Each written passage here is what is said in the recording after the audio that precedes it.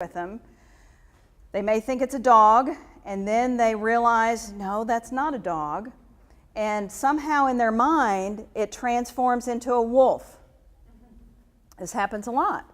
And we all know what happened to Little Red Riding Hood, right? But this animal is not a wolf. They have one thing in common. They're both in the canine family, but other than that, they have very different behavior. And they're a completely different size. Coyotes are going to max out at 40 pounds, and that's a fat coyote. We don't have very many coyotes in this part of the country that are that big.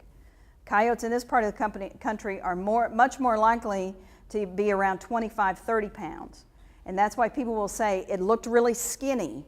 Skinny is normal for coyotes. That's normal, healthy weight for coyote, 25 to 30 pounds. We're used to how much weight our dogs carry. And so a coyote may look skinny to us, but it's a normal, healthy weight for a coyote. Now a wolf can easily be 100 pounds.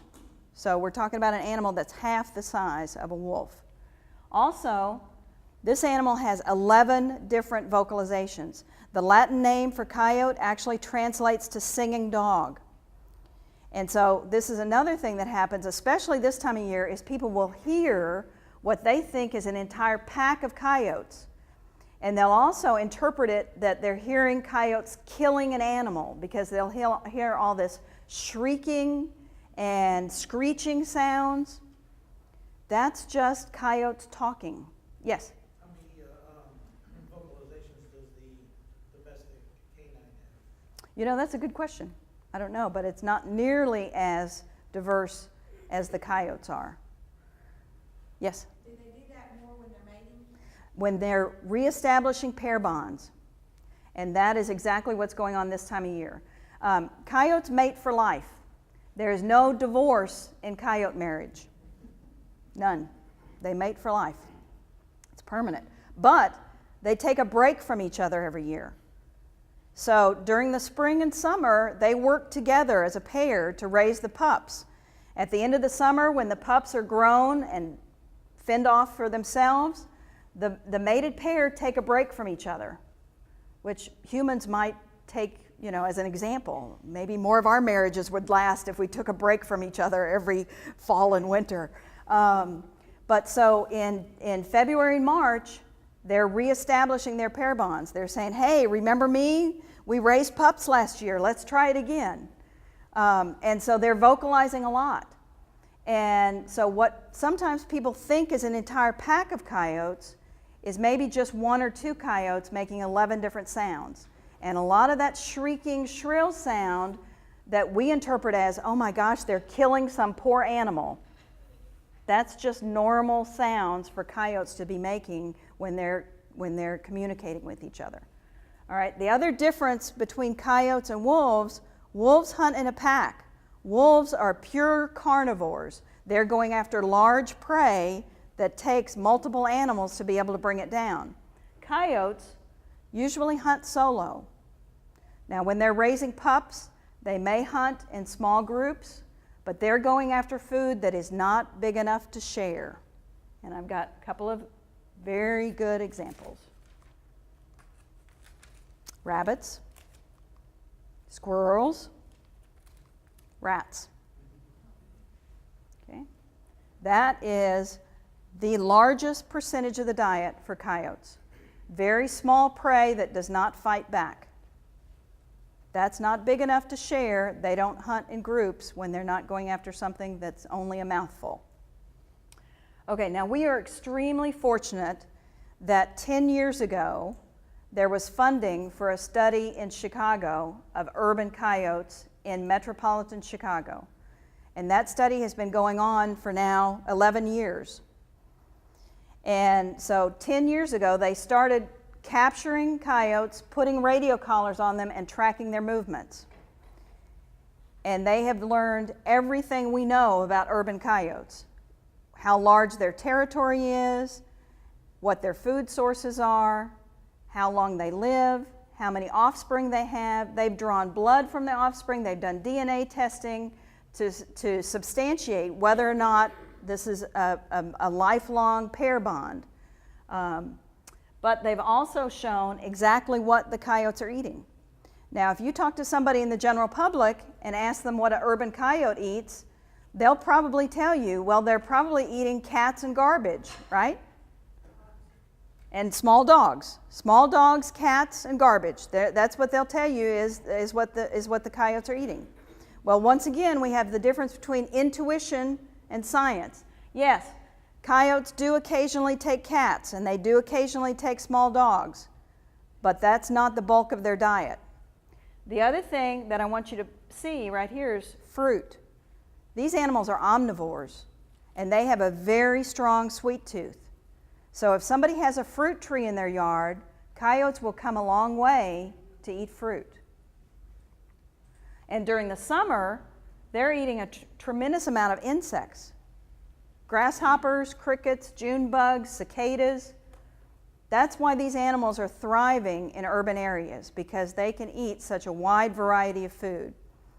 On this planet, long after humans are gone, there are still going to be cockroaches, rats, and coyotes, because those are the three most adaptable creatures on this planet.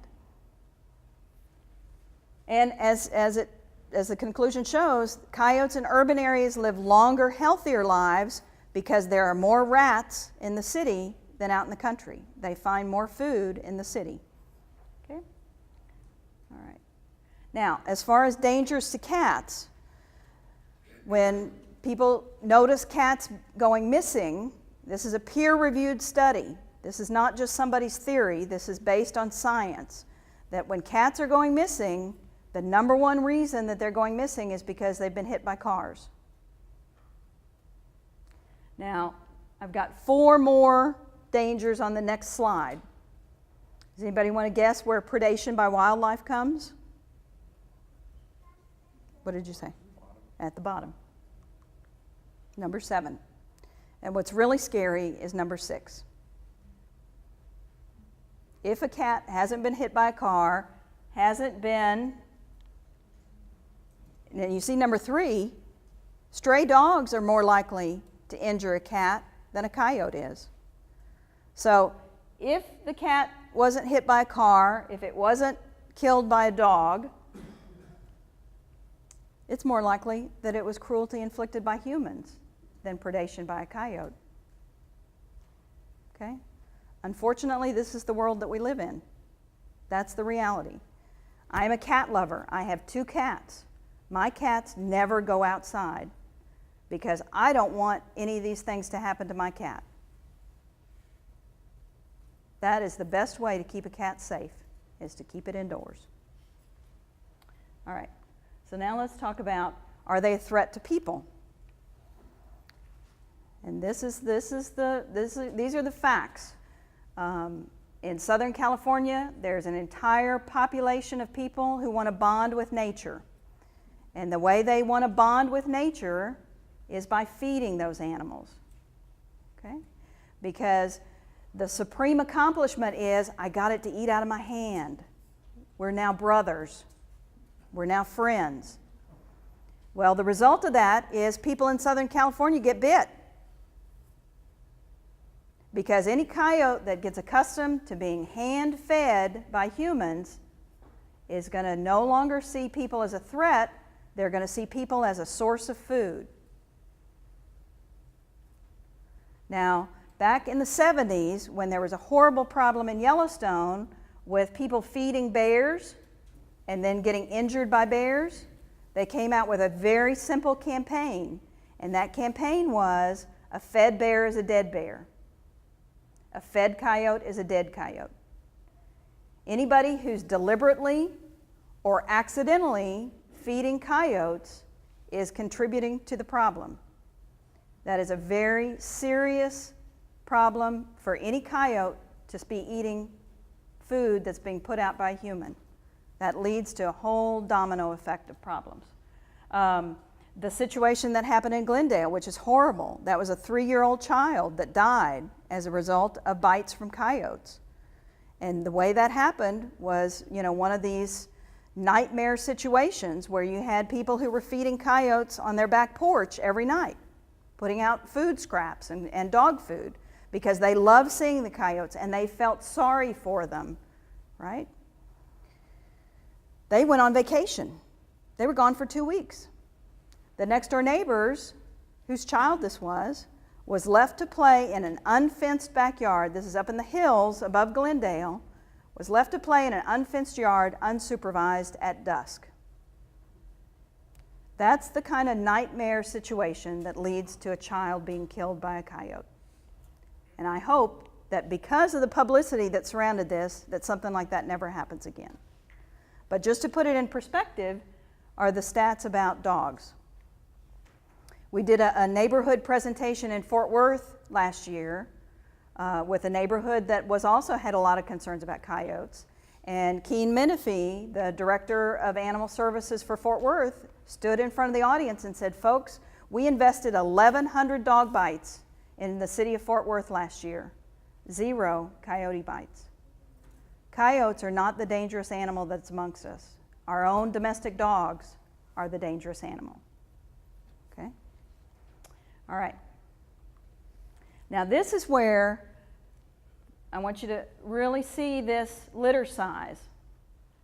A coyote normally has a litter of 6, but the more they're being hunted and trapped and poisoned, the remaining females double the size of their litter.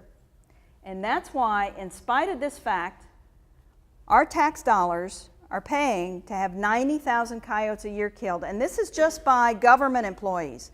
That figure does not include any private trappers, does not include any private individuals that are shooting or poisoning or trapping coyotes. This is just government employees.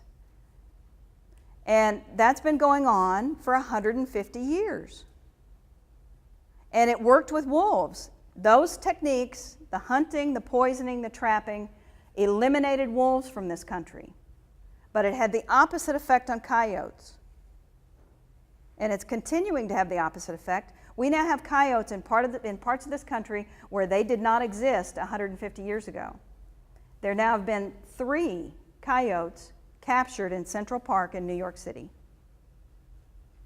Coyotes are in every single urban area throughout the United States, and they're thriving. And the more they're being hunted and trapped, the more they double their litter size. And I can give you local examples of that too. The city of Rowlett, because of citizens that were very upset about seeing coyotes, called in wildlife services. The city of DeSoto had the same experience. They called in wildlife services. Now this is completely different than Texas Parks and Wildlife. This is USDA employees.